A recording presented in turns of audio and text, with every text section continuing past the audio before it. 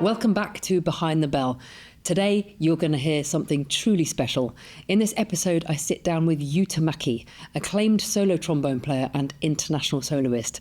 Yu's artistry has taken him around the world, and his passion for music is as powerful as his presence on stage. But this conversation goes beyond the notes. We talk about the person behind the instrument, what Yu might have become if he hadn't chosen the trombone, and how he hopes to be remembered. We explore his thoughts on legacy, identity, and the deeper meaning of life in music. It's a heartfelt, inspiring, and altogether lovely episode. Stay tuned.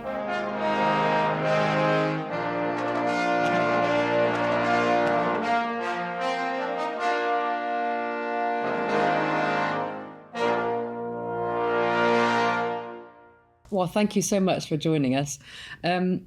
I want to start by asking what your route into music was and why you settled on the trombone. So I started on do you know electron? Electron, it's a Yamaha instrument. It's electric piano. When I was 3, I started playing. Wow. And I loved going to classes with my mom because, she watches, and when I do something well, she's so happy. So it's more like, entertainment for her. Okay. And but I stopped playing because I started playing basketball, and I started swimming, and also how do you say it? Like music was like playing electric piano was looked at like a very girly thing to do as elementary kids, So I kind of stopped playing, but I always loved music. I always played just, by myself. And then I would ask my mom to play some music and I just play. But when I was 12, at the junior high school band, I started playing trombone. So that was the time I quickly realized this is so fantastic. It's so much fun. It was like a discovery again. It's like I prohibited myself to play music because it's girly.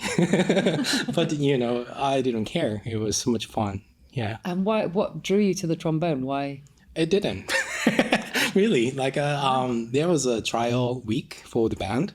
And I entered the room, and an older kid said, "Do you want to try this?" And that was trombone. And that's so it? Yeah, that's it. I didn't pick it.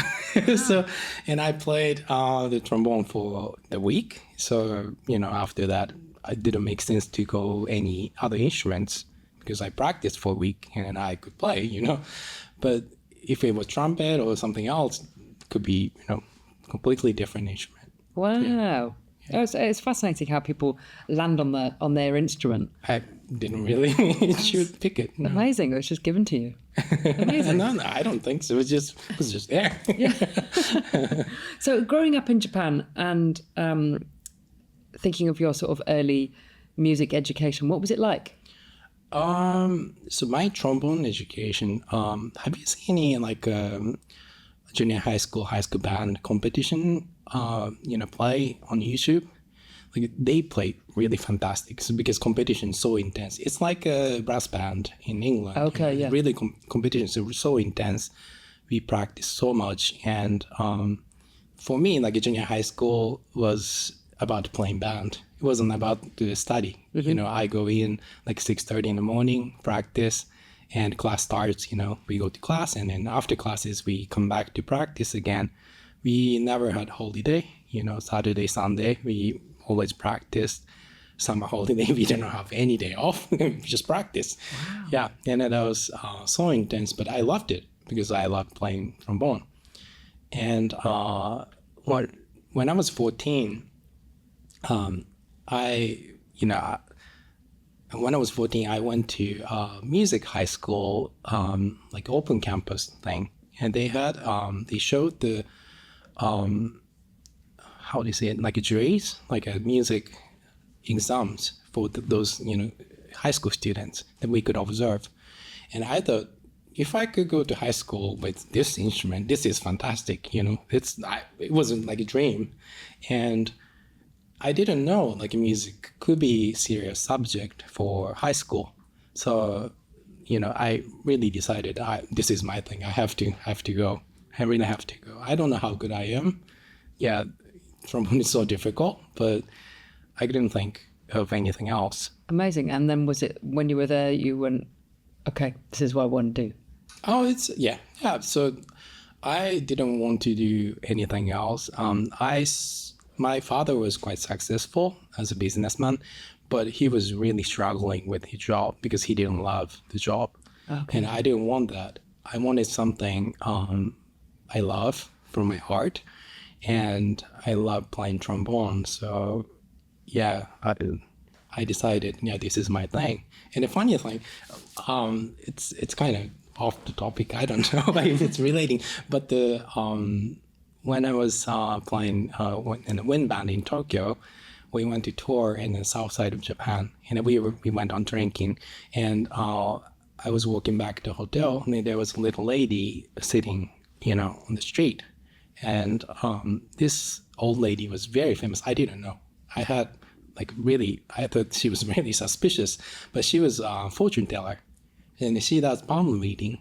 Wow. And she saw my palm, and she said, when you were 14, you decided something, so big. And that is the biggest decision you will ever make in your life. And I think that was trombone. Wow. Yeah. Isn't that amazing? It's crazy, isn't it? Yeah. Yeah. I wonder how these people just know these things. It's just... Just like there's some line tells are. Yeah, when you're 14. Amazing.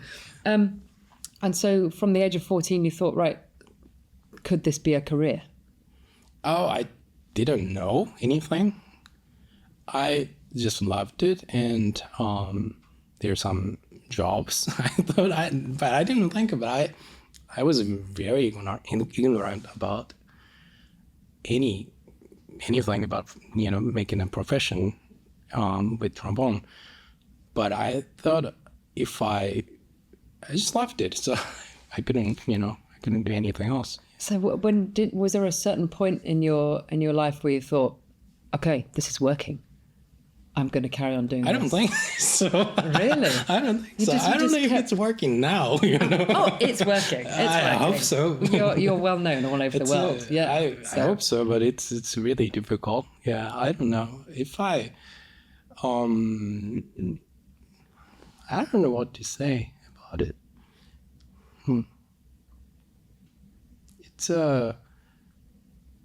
It's not. I'm not trying to be humble. It's just I love playing music. I love performing for people. So I think of connection. I don't think of myself so much. I think of what's good to this world, so I could give positive influence with trombone that I love. So, and I have to be wise about money.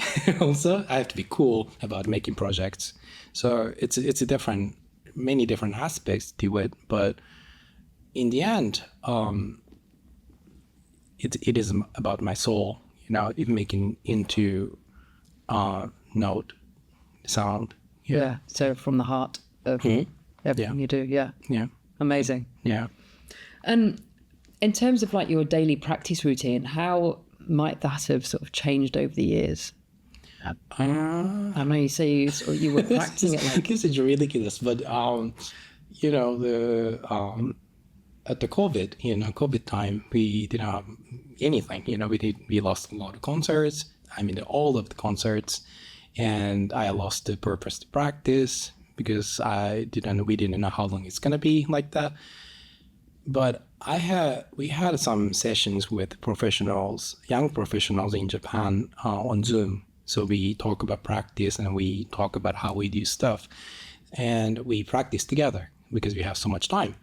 And we do like lip slur routines and something like that in the first, second, third, fourth positions, and then go on to seventh. But I never played to seventh in my life before that. That's silly, isn't it? What, until COVID? No.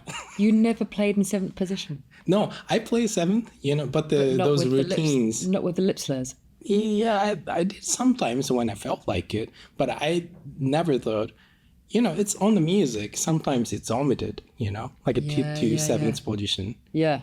So I don't do that. I just cut play off at the play fourth or something like that, because it's going to be the same, in my mind.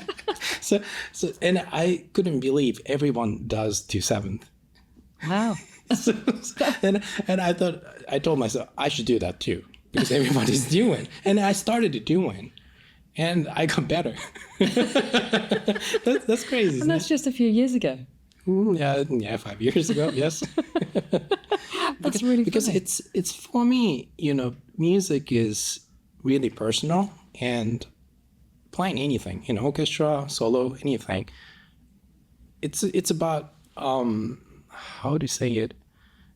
It has to speak to me. It has to speak to my heart, and sometimes I had very hard time connecting myself with those practice routines, So it felt like, why do I have to do this? It's ridiculous. It's like I couldn't find a purpose. I couldn't really connect it. But after COVID, this is really useful. I found out this is really useful. So I started to do it, and everything changed. And then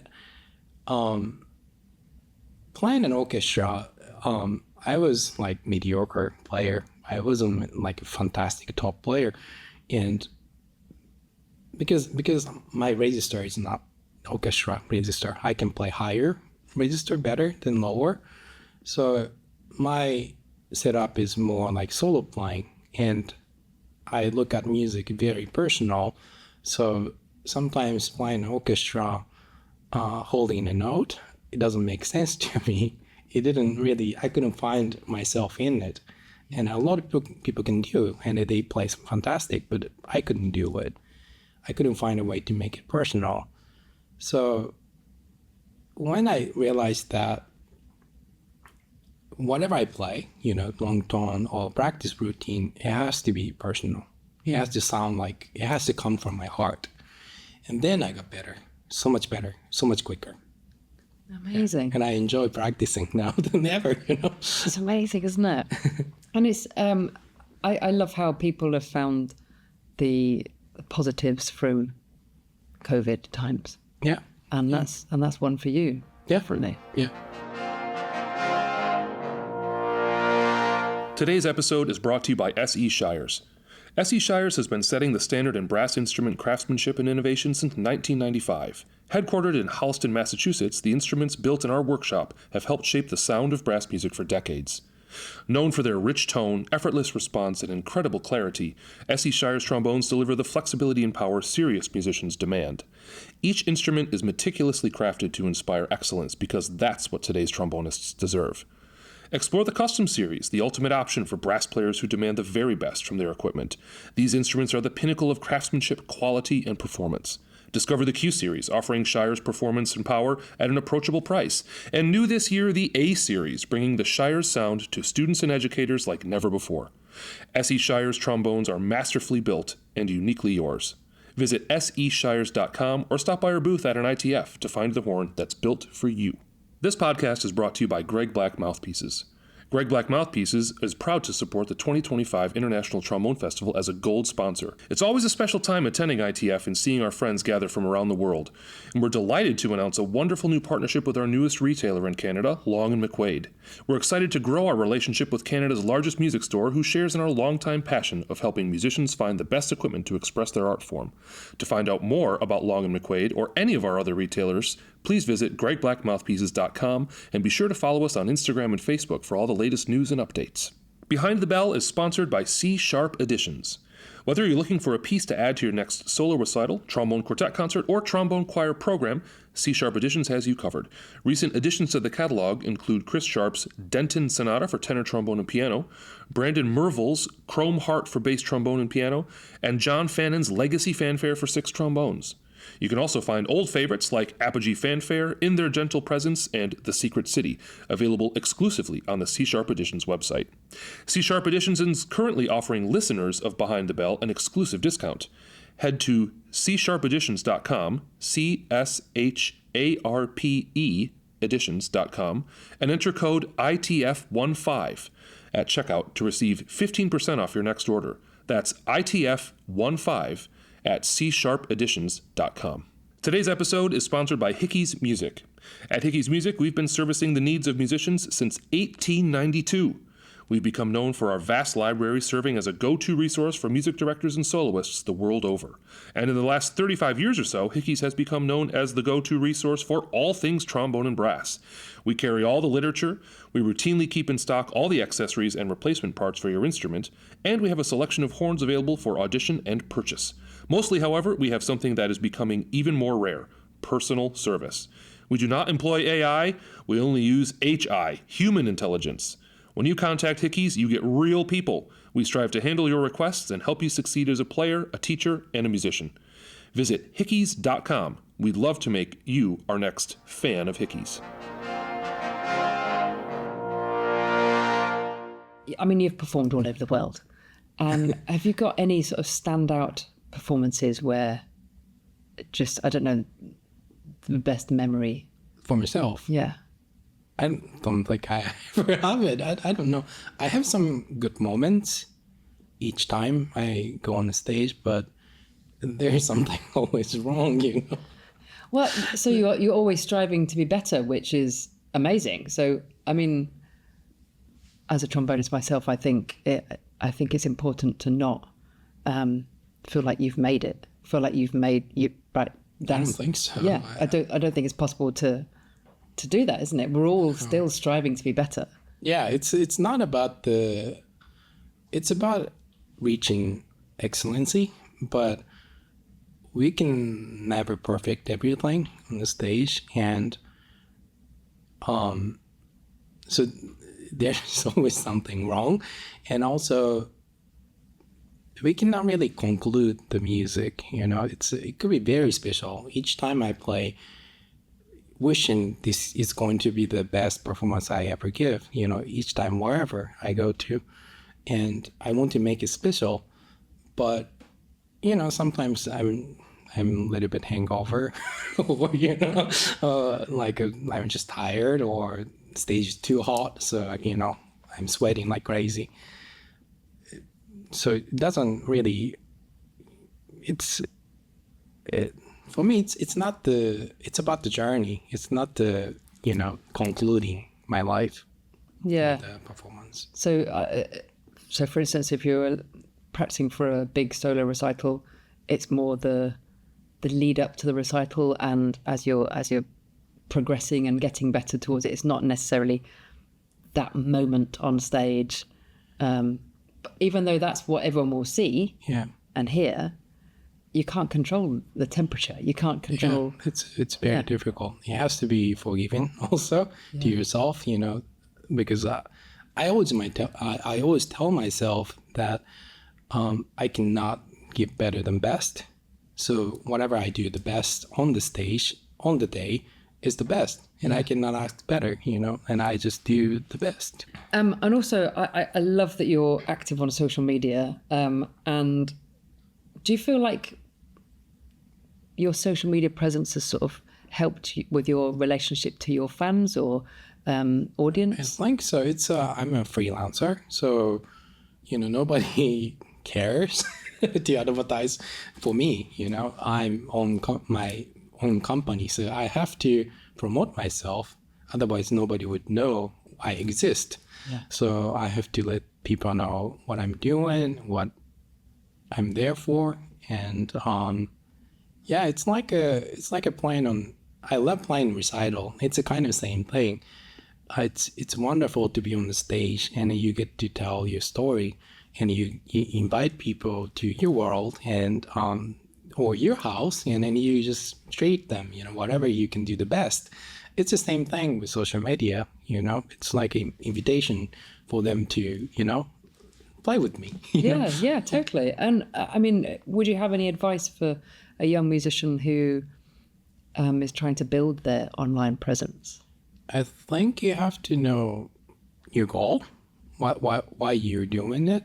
You know, a lot of orchestra players don't do it because they don't really need it, because, you know, orchestras are they do own social media, and your role is to be there to play in the orchestra. So, but if you want to play solo, it's I think it's essential to let them know who you are. And the more people know you, it's better chance you get, more opportunities. Yeah. Yeah. And I guess you learn along the way what content works, what content doesn't work. Yeah, I think so. I don't know what's working, what's not working. And I'm not so active. I don't think I'm that active. So I don't think I'm successful either. I'm trying. Well, the first thing I saw of you was playing, was it a game? Oh, yeah. Game music. Yeah. And it was fascinating. And the music below as well, which now become quite a normal thing that you see on social media. You see the manuscript and... Yeah. I saw somebody else does it, so, why not? I should try. Yeah, it's fun. And I think that clip got a lot of... Yeah, I think so. Yeah, a lot of views. It's fun. So it worked. What would you say you would like to contribute to the trombone world that maybe other people are not doing, or have you still got some goals in terms of things you want to?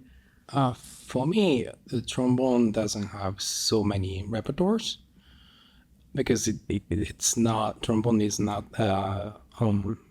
solo instrument in history. So, I feel like if we have more repertoire, it's like expansion of language. We have to have, if we could have more variety of languages, it's more possibilities. So that's what I do. I commission pieces to composers, whoever, I find. And I'm from Japan, so Japanese music is very close to my heart. And it's really meaningful for me to introduce the culture, especially in an international setting. So, yeah, because it's really close to my heart. And it's really, really nice. Yeah. Yeah, it's so important to just, keep expanding our limited repertoire, isn't it? Because, like you say, the trombone wasn't a solo instrument for such a long time. Yeah. And I wonder if sort of Christian Lindbergh might be the sort of the first pioneer of bringing the trombone to the front of the stage. Mm-hmm. And it's so amazing to see people like yourself now carrying on with that kind of... Sure, yeah.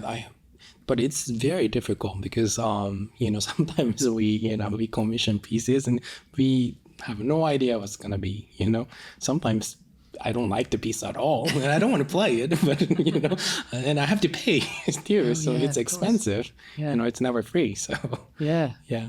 But even so, there might be people out there that do really like the piece of music, so you've still got to, I suppose, honour the composer and do the best you possibly can, even though you're not enjoying it. Yeah, that's the, there are so many pieces I like, and there are so many pieces I wouldn't play. And even, those pieces I commissioned, some people discovered, like after my time, and they develop it or they make something out of it. That'd be really nice. Yeah. Even though I don't like those music piece, but there are many possibilities. But it's like you've planted the seed and then it's growing. Yeah. Which is amazing.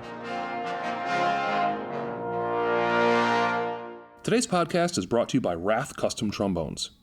Rath Custom Trombones are bespoke modular instruments handcrafted to the highest of standards in England and played all over the world. Each Rath Custom Trombone is constructed by hand at the Rath Workshop in the north of England. Michael Rath trombones are found in almost every conceivable musical situation, in symphony orchestras and opera houses, in film and television studios, in pop and commercial music groups, as well as brass bands, wind bands, big bands, jazz and funk groups, and so many more genres and ensembles. Widely acknowledged as being amongst the best instruments available, many of the world's leading performers choose to play a Michael Rath trombone. Artists such as Mark Nightingale, Aubrey Logan, Carol Jarvis, Dennis Rollins, Brett Baker, and the Black Dyke Band are among the performers all over the world for whom Rath is their instrument of choice. Michael Rath trombones have earned their reputation for excellence because of their concept of flexibility, unique design, and the quality of their construction.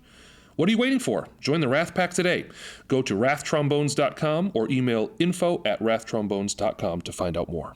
Hello, ITF listeners. I am Warren Coos, brass product specialist with Antoine Courtois and B&S Meistersinger trombones. We're so proud to have been longtime partners and exhibitors with the International Trombone Festival. Fun fact, Antoine Courtois is known as one of the oldest manufacturers making modern brass instruments today. We work with top artists around the world to provide a unique and elegant sound for players. From our Legend series and Meistersinger orchestral trombones to the Extreme Series jazz trombones, there is something for everyone. Be sure to check out our newest creation, Florida trombone, developed with Joel Vaiz of the Florida Orchestra. You can find our trombones available at any Antoine Courtois or BNS authorized dealer. To find a dealer near you or more information about these wonderful trombones, please visit our website. Today's podcast is brought to you by Guard Bags. Guard Bags has 3 models of cut bell trombone bags on offer. Our 21C ESK model is designed to fit a cut bell tenor trombone. The 23C ESK bag fits a cut bell bass trombone. This year, we're introducing a new compact and slim bag for cut bell tenor trombone, the model 19C ESK. This bag has been designed in collaboration with Luke Malowitz, and of course all our bags are always on display at the ITF exhibit hall. Our trombone bags can be ordered through J. Landrus Brass and Austin Custom Brass in the USA and Thomann in the EU. This podcast is brought to you by Woodwind Design. Woodwind Design's carbon stands for tenor bass and contrabass trombones built in the Netherlands are trusted by great musicians such as Ben van Dyke, Brent Attema, Joe Alessi, and current ITF president Carol Jarvis. The stands are very compact and lightweight, fitting inside the bell of the instrument and adding virtually no weight at all to the case. But more important, the protection of your instrument is excellent. 7 nesting carbon tubes plus the patented leaning design make a balanced and suspended stand with a large footprint, 4 feet and a low center of gravity. Visit woodwinddesign.com for more information. While you're at it, also check out our tablet and music stands that are at last high enough, as well as our solution for every musician's pain in the rear, chairs that are way too low and leaning back. The Dutch butt lift. Butt lift, because that's what it does. Dutch, not Brazilian. woodwinddesign.com. If you're enjoying this podcast, then don't forget to hit the follow button so you don't miss each episode when it gets released. And also, you can meet these legends and heroes and all the rising stars in the trombone world if you come to an international trombone festival. Just head to internationaltrombonefestival.com to find out more. What would you want your musical legacy to be? What would you want to be remembered for? I'm still in the process of making as a trombonist, so I don't know. But commissioning music, that's one of it. And also, legacy. I want to be remembered as a kind person. And music is really wonderful. You know, it's about friendship. It's about bonding with people. So even we have no way to communicate in like same language, but music can do it. So, you know, I love different cultures because it always teaches me, you know, new perspective.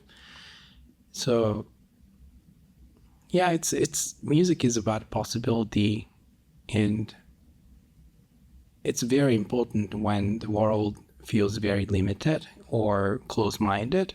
Music is always opposite. So music always opens up, you know, myself to the world. And I really want to be an ambassador for that. Yeah. That's such a lovely answer. I love that. And you will absolutely be remembered as being a kind person. I know that for sure. So, I mean, music is obviously in your blood, but if you weren't a musician, what would you be doing? Oh, I'd be a chef. A chef? Yeah. Oh, I love cooking. Oh, wow. Yeah. Are you quite a good chef then? I think so, yeah. Amazing. What's your speciality? I love cooking everything. I don't like eating same thing over and over. So I cook Japanese, Chinese, Thai, you know, American, Italian, French, whatever, you know. Wow. Indian, yeah. Oh, I'm impressed. I need to come and visit. Sure. Yeah. My mom was professional chef. So oh, amazing. So I got the taste from her. Yeah. Amazing. And lots of different cultures when you were growing up, I suppose? Oh, she cooked mostly Japanese because my father liked Japanese the most. But yeah, but she's this, you know, fantastic cook. So yeah. Love it. I got it from her. I love it. So when you're touring as a soloist, do you have any sort of certain routines or pre-concert rituals, or anything you absolutely must follow, and then you feel like, right, I'm prepared? When I'm on tour, I have to always tell myself to not play too much. I cannot practice on tour, otherwise I cannot perform well on the stage. I have to be fresh on the stage. Yeah. If I'm like tired and then it's like a dying cell phone, if the phone is dying and then you have to write something, you're worried and you have to rush and you cannot really, connect with people on the stage. You cannot really take time. It'll become like survival. So yeah, I would have to tell myself, I always have to tell myself to not practice too much and dehydrate and try to get good sleep. Yeah. Yeah.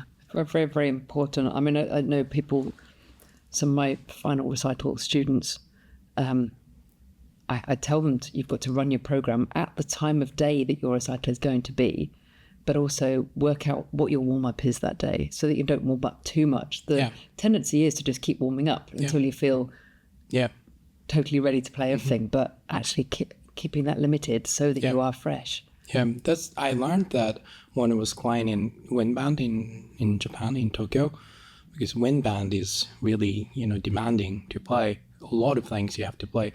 So if you're warmed up like you're ready to play Brahms 1, to play wind band, you get tired after one piece, Yeah. So you have to be kind of calculated. Yeah, exactly. Can you tell us something about you that maybe your fans don't know? So some sort of surprise, like a hobby you might have, or a guilty pleasure. Unexpected skill is probably your cooking, actually. I love cooking. I don't know if I don't think it's a surprise at all, but I love to play video games. Okay. PlayStation. Yeah. So whenever I'm home, I'm playing, new games. I'm downloading all of them and then start to play. But the problem is I, play at home, and when I go to tour somewhere and I come back, I don't remember anything at all. I don't know how to play this game. I don't know the story. Wow. So I have to start again. That's wow. ridiculous. And then, those games are very difficult sometimes. You have to practice. Yeah, okay. It's like trombone. You come back after a month, without playing. You don't know how, Oh, wow. But the memory isn't there for it. No, I don't know. I don't remember even the story. Amazing. Yeah. But then trombone-wise, you probably remember everything. Because I spend way more time on trombone. More time, practicing trombone. Okay. So you spend a lot of time with your trombone. So if your trombone could talk, what would it say about your relationship? I don't think it's very nice. I think it trombone tell me I'm abusive and selfish. Yeah, really? Selfish. Yeah, quite selfish. Because I'm always trying to make it work, trying to find how to play a phrase or articulation. And forceful, I think. Wow. So you don't think you sort of work together, or? I should. I think I should. Yeah, that's a good lesson. I should. Yeah. Well, you never know. The trombone might be more reciprocative to if you work together. I don't know. When we are preparing for recital or something really important, it gets very intense. Yeah. And I record myself, and I record myself and listen, and I record myself. I record like a short span, like a 30 seconds something, and I listen and then practice and then record again. So it becomes really, really intense, really like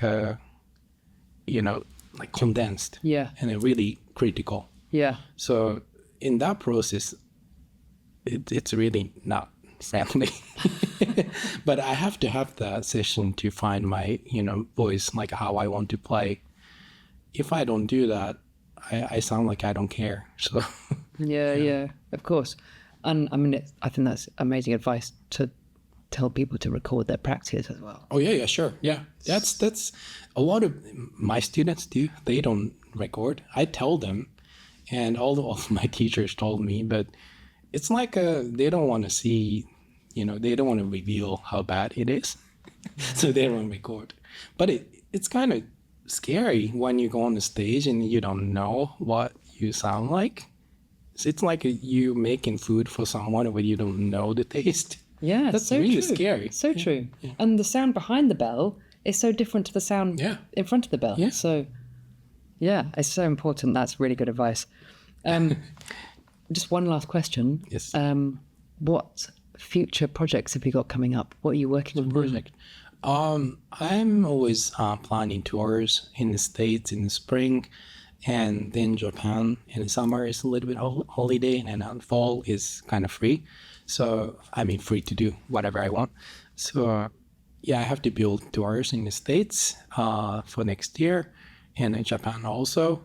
But one of the big projects I'm looking is to play Jim Nova's movie music. Nice. He's gonna be here too. Yeah. Yeah, nice. He has so many great arrangements, and I want to bring that to Japan, and with the Japanese players and then maybe international players get together and play, his repertoire. Amazing. That'd be amazing. Oh, that will go down so well.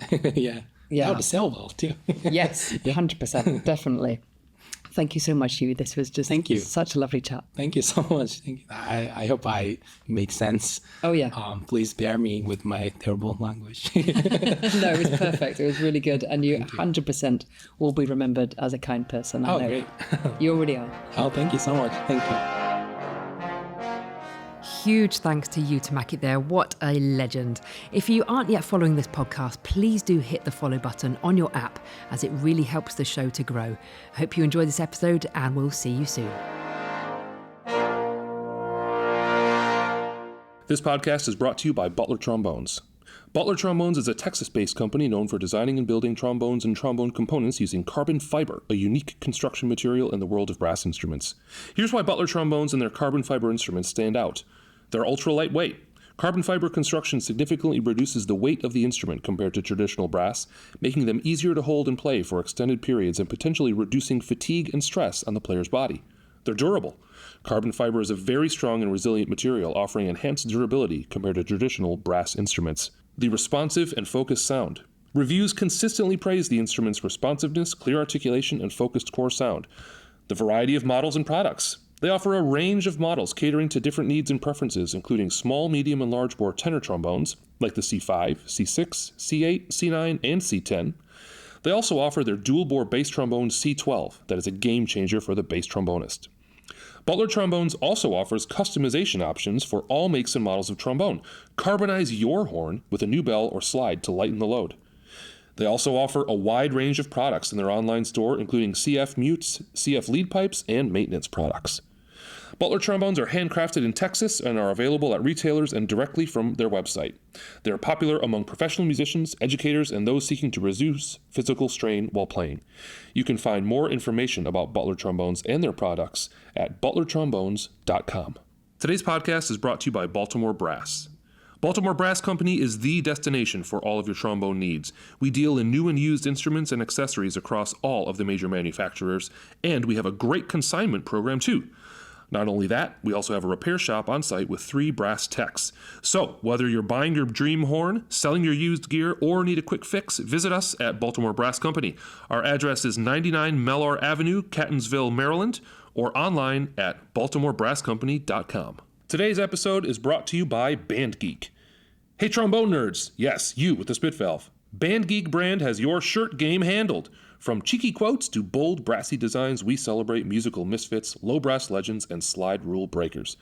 Whether you're in the practice room or on stage, we've got the drip to match your lip.